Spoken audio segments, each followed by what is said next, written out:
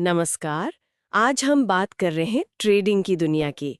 एक ऐसा सवाल जो शायद बहुत से लोगों के मन में आता होगा कि भाई क्यों कुछ लोग ही इसमें लगातार पैसा कमा पाते हैं। हाँ, जबकि ज्यादातर लोग नुकसान ही उठाते हैं। बिल्कुल। क्या ये सिर्फ लक है या इसके पीछे कोई गहरी समझ, कोई सीक्रेट है? देखिए, लक तो शायद नहीं। हमारे पास एक सार है और वो यही कहता है कि औसत से प्रोफेशनल ट्रेडर बनने का रास्ता ना वो किसी कॉम्प्लेक्स फॉर्मूले से नहीं जाता, नहीं, बिल्कुल नहीं। बल्कि एक मजबूत माइंडसेट और सही एटीट्यूड से तय होता है। तो आज हम इसी माइंडसेट के फर्क को समझने की कोशिश करेंगे। हाँ, और ये फर्क बहुत बहुत बड़ा है। अक्सर लोगों को लगता है कि कोई बढ़िया स्ट्रैटेजी मिल जाए या कोई नया टूल हाथ लग जाए तो बस हो गया काम। हाँ। लेकिन जो सोर्स हम देख रहे हैं वो बताता है कि 90% से ज्यादा नए ट्रेडर्स अपनी शुरुआती कैपिटल गंवा देते हैं। 90%? ये तो बहुत बड़ा नंबर है। हम्म, तो सवाल उठता है कि वो बाकी के 10% लोग कौन हैं जो टिके रहते हैं और कमाते भी हैं। और इसका जवाब, जैसा आपने कहा, स्ट्रैटेजी से ज्यादा उनकी सोच, उनकी मेंटल टफनेस में छिपा है। ये तो बड़ी दिलचस्प बात है। मतलब ट्रेडिंग सिर्फ चार्ट्स देखना या नंबर्स का गेम नहीं है। नहीं, उससे कहीं ज्यादा ये एक दिमागी लड़ाई है, एक मेंटल गेम। सोर्स भी यही कह रहा है कि जब तक आपका दिमाग मार्केट की उठापटक के लिए तैयार नहीं है, उसके साथ सिंक में नहीं है, तब तक दुनिया की कोई भी स्ट्रैटेजी ले आइए, वो काम नहीं करेगी। हाँ, मतलब स्ट्रैटेजी जरूरी है, पर असली जंग तो यहाँ दिमाग में लड़ी जा रही है। आपने बिल्कुल सही पकड़ा। यहाँ पर मार्क डगलस की एक बहुत मशहूर किताब है, ट्रेडिंग इन द जोन। हाँ, सुना है मैंने। सोर्स में भी उसका जिक्र है। उसका जो कोर आइडिया है वो ये है कि हर ट्रेड सिर्फ एक संभावना है, प्रोबेबिलिटी। गारंटी नहीं है। कोई गारंटी नहीं। लेकिन नए ट्रेडर्स क्या करते हैं, वो हर ट्रेड को पर्सनल जीत या हार बना लेते हैं। हाँ, ईगो पे ले लेते हैं शायद। बिल्कुल। और इससे उन पे इमोशनल प्रेशर बहुत बढ़ जाता है। जबकि प्रोफेशनल्स वो इसे एक लंबे गेम की तरह देखते हैं। उन्हें पता है कि कुछ ट्रेड लॉस में जाएंगे, कुछ प्रॉफिट में। हम्म। लेकिन अगर उनका रिस्क रिवॉर्ड मैनेजमेंट सही है, मतलब हर ट्रेड में कितना खो सकते हैं और कितना पा सकते हैं, इसका हिसाब पहले से लगा रखा है, तो ओवरऑल वो नेट प्रॉफिट में रहेंगे। अच्छा, मतलब वो एक आध हार से घबराते नहीं। नहीं, हारना उनके प्लान का हिस्सा है, कोई पर्सनल फेलियर नहीं। तो ये माइंडसेट, ये सोच तो एक तरह से बुनियाद हो गई। जी हाँ।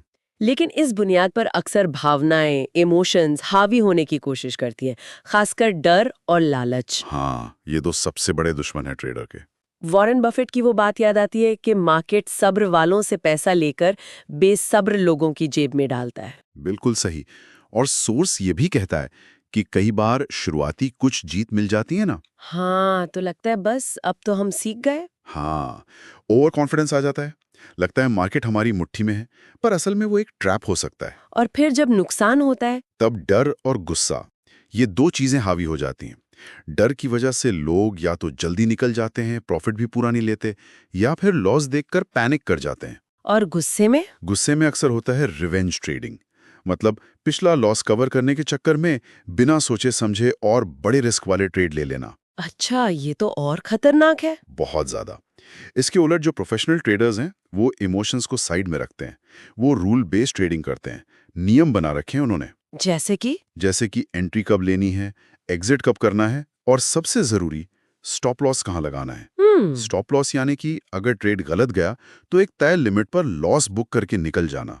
हम्म। वो मार्केट को कंट्रोल करने की कोशिश नहीं करते, वो खुद को, अपने रिएक्शंस को कंट्रोल करते हैं। तो यहाँ पर अनुशासन और धैर्य, मतलब डिसिप्लिन और पेशेंस सबसे जरूरी हो गए। बिल्कुल। सोर्स कहता है कि सफल ट्रेडर्स ट्रेडिंग को जुआ नहीं समझते। हाँ, वो इसे एक सीरियस बिजनेस की तरह लेते हैं। एग्जैक्टली और बिजनेस में सबसे जरूरी क्या होता है? Risk management. हर ट्रेड में कितना रिस्क लेना है, ये पहले से तय होता है। और वो शायद हर वक्त ट्रेड भी नहीं करते होंगे। नहीं, वो सही मौके का इंतजार करते हैं, पेशेंस रखते हैं, कम ट्रेड करते हैं, लेकिन सोच समझकर हाई प्रोबेबिलिटी वाले ट्रेड करते हैं। तो अनुशासन और धैर्य ही उनकी असली ताकत है। हाँ, और सोर्स इस बात पर भी जोर देता है कि हर लॉस एक सबक है, एक सीखने का मौका। उसे पर्सनली नहीं लेना है। बिल्कुल नहीं। उसे खेल का हिस्सा मानकर स्वीकार करना है और अपनी जो टेस्टेड स्ट्रैटेजी है उस पर भरोसा रखना है, टिके रहना है। हम्म। उन्हें पता है कि ये कोई गेट रिच क्विक स्कीम नहीं है, रातों रात अमीर बनने का तरीका नहीं है ये। सही बात है। उनका लक्ष्य होता है छोटी छोटी कंसिस्टेंट जीतें हासिल करना और लंबे समय में एक अच्छा मुनाफा बनाना। यही सोच उन्हें भीड़ से अलग करती है। तो अगर हम इस पूरी बातचीत को समेटें तो जो मुख्य बातें निकल कर आ रही हैं वो ये है कि ट्रेडिंग में टिके रहने और सफल होने के लिए सिर्फ एक अच्छी स्ट्रैटेजी होना ही काफी नहीं है। नहीं, बिल्कुल नहीं। सबसे ज्यादा जरूरी है एक सही माइंडसेट डेवलप करना, अपनी भावनाओं पर, खासकर डर और लालच पर काबू रखना, सख्त अनुशासन बनाए रखना, धैर्य रखना और एक सॉलिड रिस्क मैनेजमेंट प्लान को फॉलो करना। जी। जैसा सोर्स में कहा गया है, ये एक मैराथन है, कोई 100 मीटर की स्प्रिंट नहीं। बिल्कुल।